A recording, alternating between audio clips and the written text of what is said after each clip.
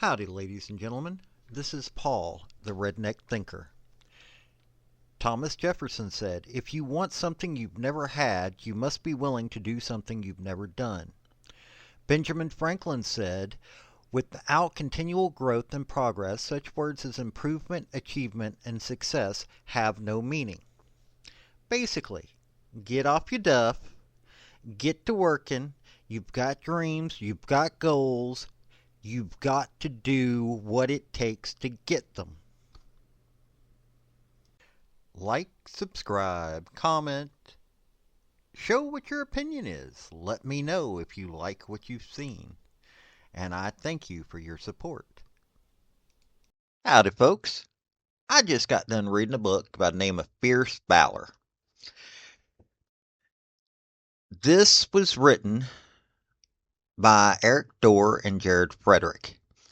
And the book is about Ronald Spears. He was the commander of Easy Company. So if you're a Band of Brothers fan, this is the longest serving in combat commander of Easy Company from Band of Brothers. So if you've read the book, watched the series, this gives you more insight into this man.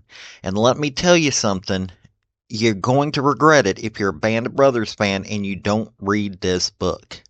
Now, the book starts out with his early days, talking about how he was born in Scotland and how he came to America and all that. Then it finally gets into him going into the Army. Him going into the Army meant he first started out infantry, and then he moved over to being a parachutist. Well, starting on D-Day, he was the commanding officer of Dog Company of the same regiment. Then he moves over to Easy Company later on, after the initial jump. And he was the longest serving battlefield commander of Easy Company.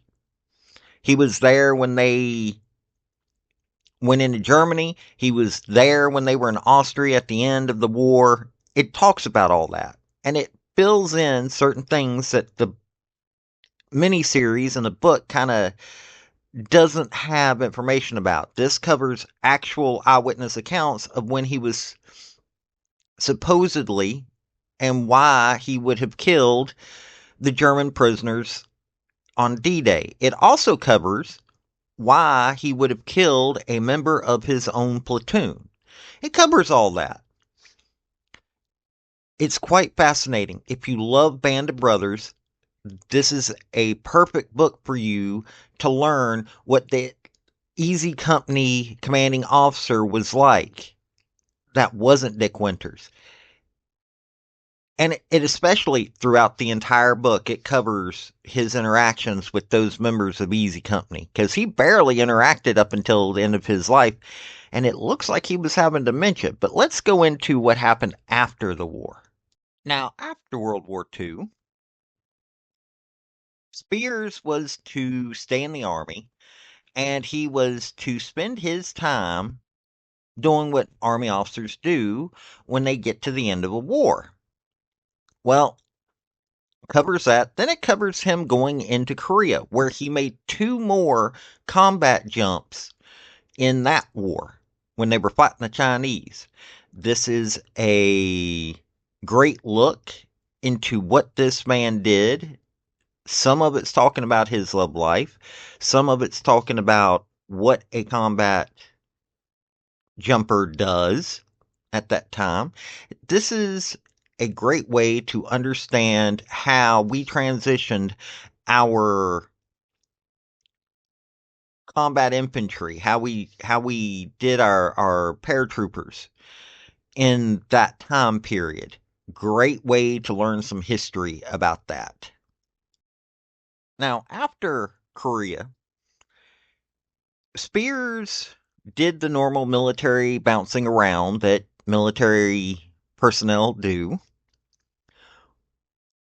One of his jobs was to be the American overseer of Spandau Prison. This is where Rudolf Hess, this is where Adolf Spears, or Albert Spears, was at.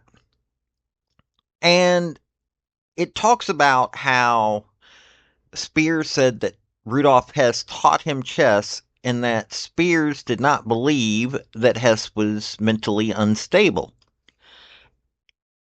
After that, he was to spend a few more years in the military after being at Laos, and then he leaves. He marries a good woman, becomes a family man. He even gets to reconnect with his son, who was conceived during World War II.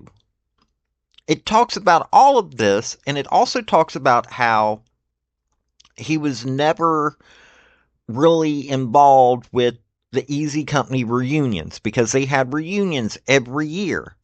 But the first time that he had gone to one was 1947.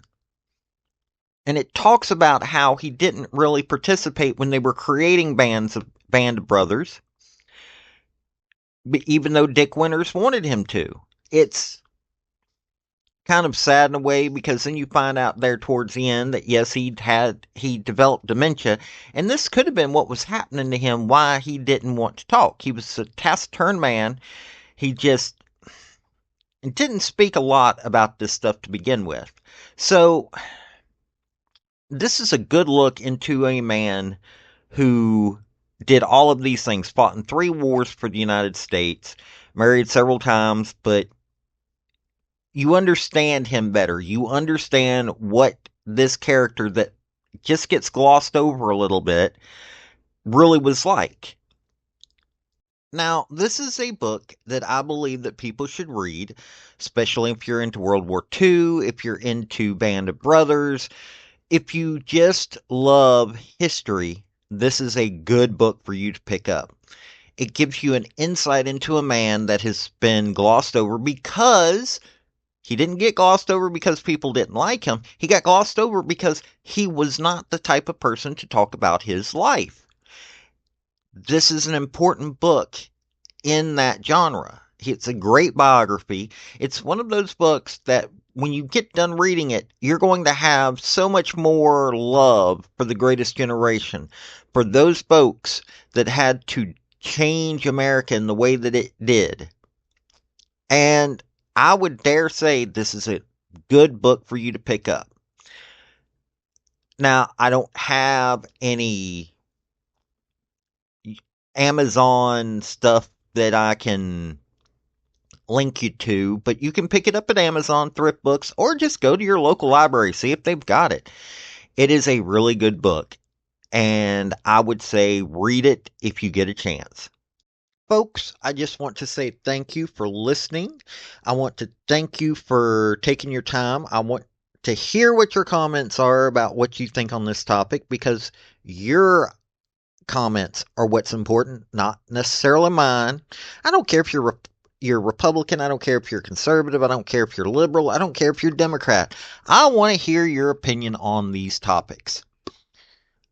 I want to thank you yet again for listening to my video. Like, subscribe, and all that other hoopla.